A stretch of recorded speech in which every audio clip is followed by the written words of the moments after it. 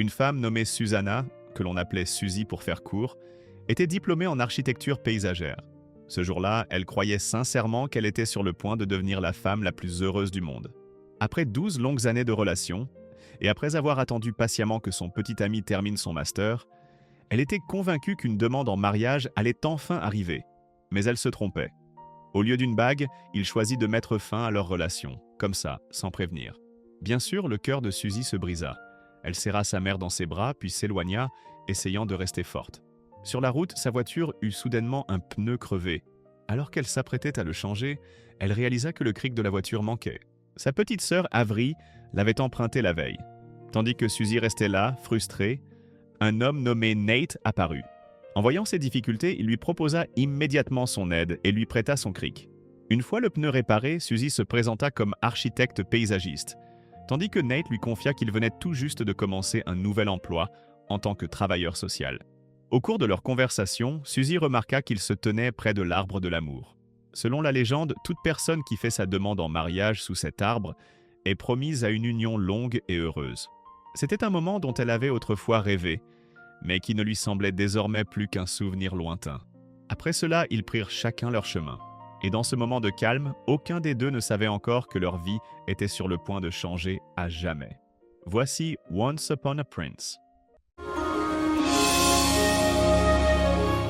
Ce que Suzy ignorait, c'est que Nate était en réalité un prince du royaume de Cambria. Il était venu séjourner chez une amie de son père, Lady Ginny, accompagné de son garde personnel, John. Ce voyage avait pour but de l'aider à se détendre avant d'assumer son futur rôle de roi.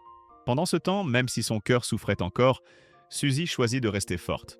Elle décida de se concentrer pleinement sur sa carrière d'architecte paysagiste et d'arrêter de perdre du temps avec des choses qui ne lui apportaient plus rien. Avery soutenait totalement sa décision et était soulagé de voir sa sœur avancer petit à petit. De son côté, Nate ne parvenait pas à cesser de penser à Suzy.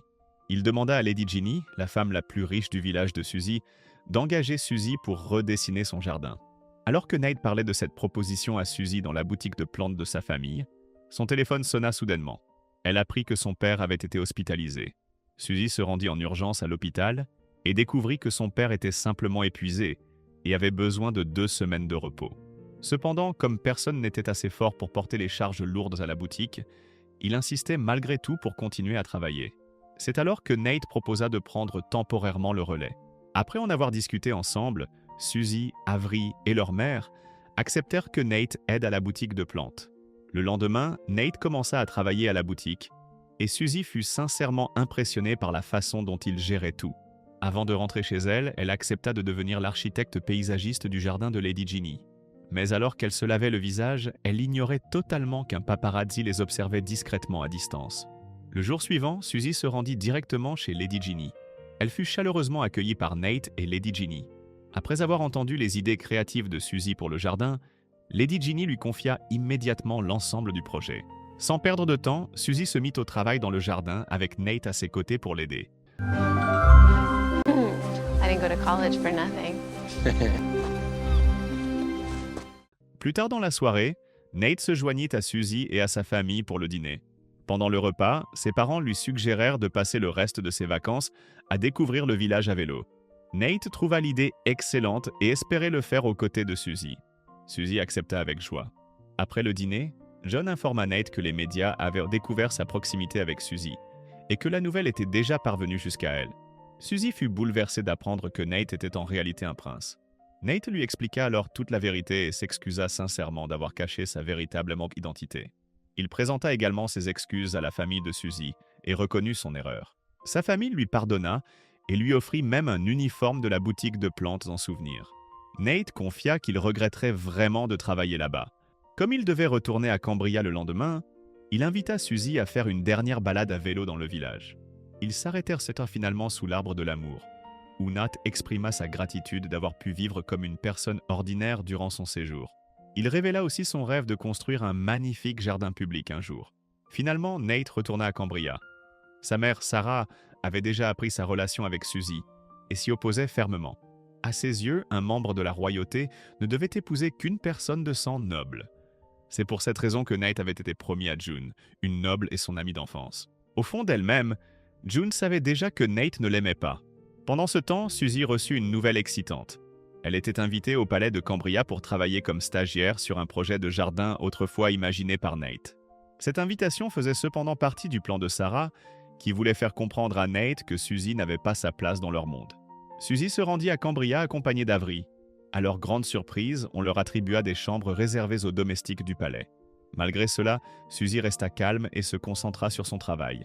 Elle avait hâte de revoir Nate, mais au lieu de travailler comme architecte paysagiste, on lui confia un poste de jardinière.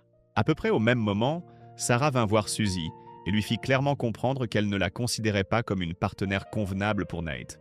Plus tard, pendant sa pause, Suzy reçut un appel d'Avery et aperçut soudain Nate juste devant elle. Sans réfléchir, elle se jeta dans ses bras sans réaliser qu'il se trouvait en pleine conférence de presse. Nate l'emmena rapidement à l'écart. Pour lui, revoir Suzy fut une merveilleuse surprise. Lorsqu'il apprit qu'elle logeait dans les quartiers des domestiques, il la fit immédiatement installer dans une chambre d'amis spacieuse et élégante à l'intérieur du palais. Le lendemain matin, alors qu'ils prenèrent le petit déjeuner ensemble, Nate fit part à Sarah de son souhait d'inviter Suzy et Avery à sa cérémonie de couronnement. Au début, Sarah s'opposa à cette idée, mais lorsque Nate lui promit qu'il resterait au palais quoi qu'il arrive, elle finit par donner son accord. Plus tard dans la journée, Nate déjeuna seul avec Suzy. Pendant leur moment ensemble, Suzy évoqua les rumeurs selon lesquelles Nate serait fiancé à June. Ne voulant pas qu'elle se méprenne, Nate lui expliqua immédiatement qu'il n'y avait rien entre eux. Il invita ensuite Suzy à assister à son couronnement et au bal royal. Cependant, Suzy hésita. Elle avoua qu'elle ne savait pas danser.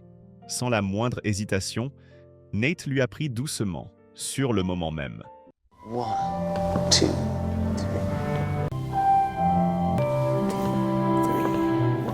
Le jour suivant, Nate répéta ses vœux de couronnement devant Suzy.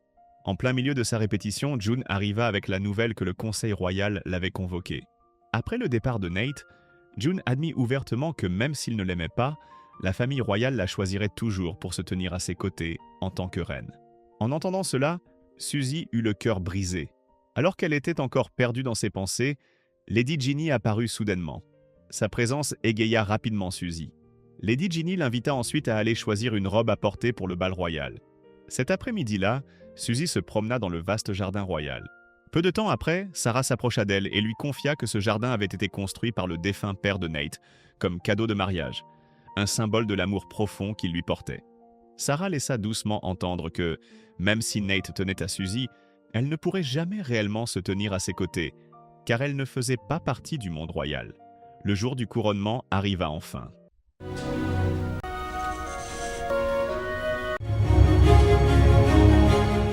Après la cérémonie, Suzy entendit Sarah murmurer que June était la seule femme digne de se tenir aux côtés de Nate en tant que reine. Cette nuit-là, se sentant déplacée, Suzy fit discrètement ses bagages. En la voyant faire, Avery l'arrêta et lui rappela que l'homme qui devenait roi était toujours le même Nate qu'elles avaient toujours connu.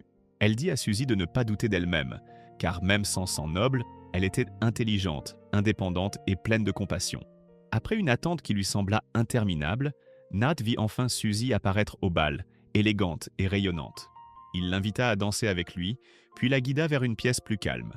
Là, Nate lui avoua ses sentiments, affirmant que depuis que Suzy était entrée dans sa vie, il n'avait plus peur d'affronter son avenir en tant que roi de Cambria. Pour célébrer ce moment, Nate sortit chercher une bouteille de champagne. Alors qu'il s'en occupait, June s'approcha de lui. À ce moment-là, elle avait accepté que Nate ait choisi Suzy. Elle comprenait que les sentiments ne pouvaient jamais être forcés. Alors que Nate la remerciait pour sa compréhension, Suzy apparut soudainement, et un malentendu se créa en silence. Lorsque Suzy se tourna pour retourner dans sa chambre, elle croisa Sarah. Sans hésiter, Sarah admit qu'elle admirait sincèrement le caractère de Suzy, mais qu'elle ne pouvait toujours pas donner sa bénédiction à leur relation. Peu après, Suzy quitta le royaume de Cambria sans que Nate ne le sache. Au fond d'elle-même, elle croyait que Nate et elle n'étaient tout simplement pas faits pour être ensemble. Des mois plus tard, Sarah commença à réaliser que son fils unique ne pourrait jamais oublier Suzy. John lui conseilla doucement d'ouvrir son cœur et d'accepter Suzy comme la compagne de vie de Nate. Même si Suzy n'était pas de sang noble, John croyait qu'elle pouvait apprendre et évoluer dans ce rôle. Après tout, devenir un roi ou une reine sage n'était pas quelque chose avec lequel on naissait. C'était quelque chose que l'on apprenait au fil de la vie. Peu de temps après, Sarah se rendit dans le jardin et y trouva Nate en train de travailler, vêtu de l'uniforme d'un employé de boutique de plantes. Pour Nate, le jardinage l'aidait à garder les pieds bons sur terre et lui rappelait de rester humble malgré son statut royal. Il croyait que, quelle que soit leur origine, chacun méritait la liberté d'aimer. Un vrai roi, après tout, ne tournerait jamais le dos à la femme qu'il aimait. Pendant ce temps, la carrière de Suzy en tant qu'architecte paysagiste continuait de s'épanouir. De nouvelles opportunités se présentaient à elle chaque jour. Un après-midi, alors qu'elle était concentrée sur ses créations, Avery vint la chercher pour rentrer à la maison. En chemin, Avery s'arrêta près de l'arbre de l'amour, où Nate l'attendait déjà. Suzy resta sans voix lorsque Nate s'agenouilla soudainement et lui tendit une bague en diamant. Elle fut encore plus surprise de voir ses parents et la mère de Nate se tenir tout près. La mère de Nate révéla alors qu'elle avait donné sa bénédiction à leur relation. Submergée par l'émotion, Suzy accepta la demande en mariage de Nate et promit d'apprendre à devenir la reine qu'elle était destinée à être. Et ainsi, l'histoire touche à sa fin.